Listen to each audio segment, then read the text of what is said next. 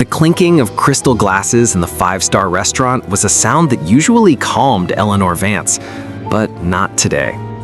Sitting alone at her usual table, the 80-year-old billionaire felt the silence pressing in.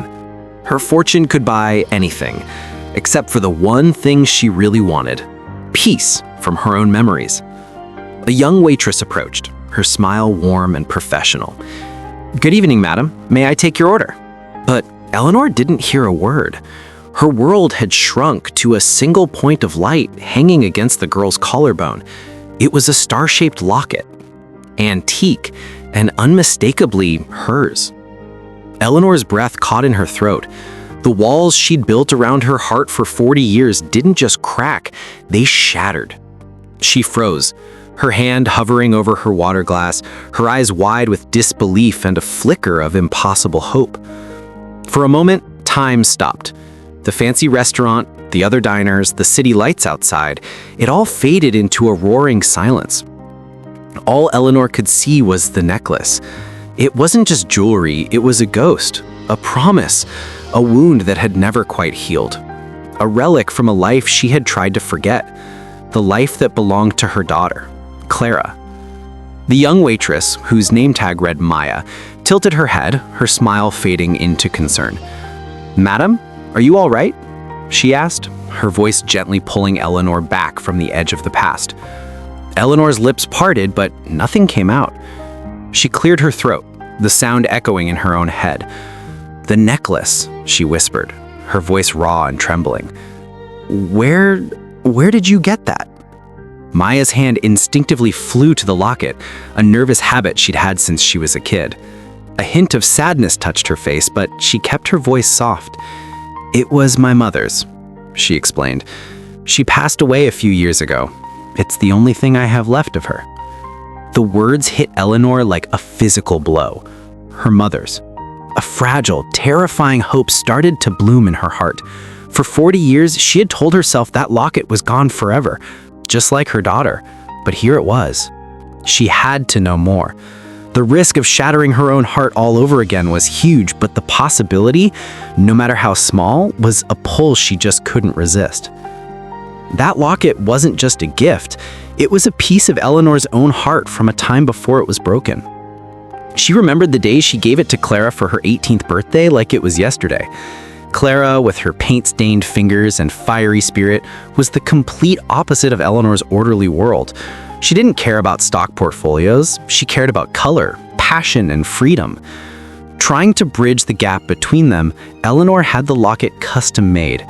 Each of the 5 points on the star stood for a promise: to support her dreams, to be her safe harbor, to respect her choices, to always listen, and most of all, to love her unconditionally.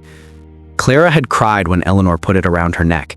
It was a rare, perfect moment of connection. But it didn't last. As Clara got older, her spirit clashed more and more with the rigid expectations of being a Vance. Their arguments were like storms tearing through the mansion. Eleanor, blinded by pride and the fear of losing control, pushed too hard, and Clara, suffocating, pulled away. Their last fight was the worst. Words were thrown like knives. "I wish I was never born into this family," Clara had screamed, tears streaming down her face. "You care more about your name than you do about me. If you feel that way, then maybe you should leave." Eleanor had shot back, her voice like ice, hiding the panic in her heart. She never dreamed Clara would actually do it, but she did. Clara left that night with nothing but the clothes on her back and the star locket around her neck. She never saw her again, and the silence she left behind became a deafening roar that haunted every day of Eleanor's life. Back in the restaurant, Eleanor stared at Maya, desperately searching for any sign of her daughter. She saw the same determined jawline, the same spark in her eyes. "Your mother," Eleanor said, her voice a little stronger now. "What was her name?" Maya hesitated. It was a deeply personal question from a stranger, a rich woman looking at her like she was a ghost. But the raw desperation in the old woman's eyes made her answer. Her name was Clara. She was an artist, a painter. She never talked much about her family, just that she left home when she was young. Clara. The name hung in the air, a bridge across 40 years of pain. Eleanor's heart hammered against her ribs. This couldn't be a coincidence. She was a free spirit, Eleanor murmured, her eyes looking far away. She could find beauty in anything, a bottle cap, a crack in the sidewalk. She had a temper like a thunderstorm, but a laugh that could make flowers bloom.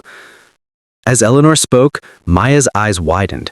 She wasn't just describing a name. She was describing the mother Maya remembered from old photos and hazy childhood memories. She remembered an apartment that always smelled of paint, a woman with a warm laugh who would dance with her in the living room. How do you know all this? Maya whispered, her own voice starting to shake. Because Clara was my daughter, Eleanor confessed, the words feeling like they were being torn from her soul after 40 years of silence. May I see the locket? Caught in the whirlwind of the moment, Maya simply nodded.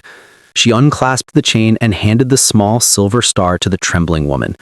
Her wrinkled fingers cradled it like the most precious thing in the world. She ran her thumb over the worn surface, then with a deep certainty, she turned it on its side.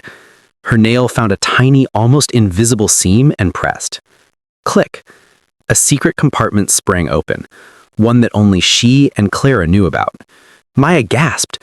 She'd worn this locket her whole life and never knew. Inside was a tiny, folded piece of paper, yellowed with age. With painstaking care, Eleanor unfolded it. The ink was faded but clear. In Clara's familiar, looping handwriting, it said, "For my Maya, so you always know you are loved." And tucked underneath was a tiny, faded photo of a baby wrapped in a blanket. It was Maya. The truth was right there, undeniable, held in the heart of a silver star. Maya was Clara's daughter. She was Eleanor's granddaughter. A sob tore from Eleanor's throat, a sound of pure grief and relief that had been trapped inside her for a lifetime. The powerful billionaire was gone. In her place was just a grandma who had found a lost piece of her heart. She didn't hesitate. She rose from her chair, moved around the table with surprising speed, and pulled Maya into a desperate hug. It was clumsy and fierce, a collision of past and present.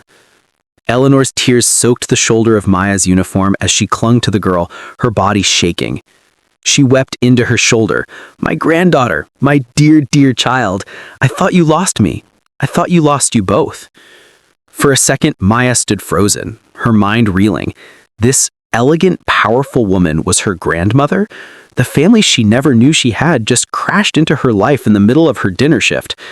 Then, as the warmth of the hug broke through the shock, something inside her let go. Tears filled her own eyes for the mother she missed, for the grandmother she never knew, and for the overwhelming feeling of coming home. Slowly, her arms wrapped around Eleanor's frail body, holding on just as tight. That moment wasn't an ending. It was the beginning of everything. In the weeks that followed, Eleanor learned about Clara's life. It was humble but happy, filled with the art she loved. She had always missed her mother but had been too proud, maybe too scared, to close the distance between them. Before she passed, she made sure Maya knew how important the locket was, the last link to their family. For Eleanor, finding Maya was a second chance. The billions in the bank suddenly meant nothing compared to the priceless gift of having her granddaughter. The reunion couldn't erase 40 years of pain, but it could fill the future with a love she thought was gone forever. She was no longer just Eleanor Vance, the magnate. She was a grandma.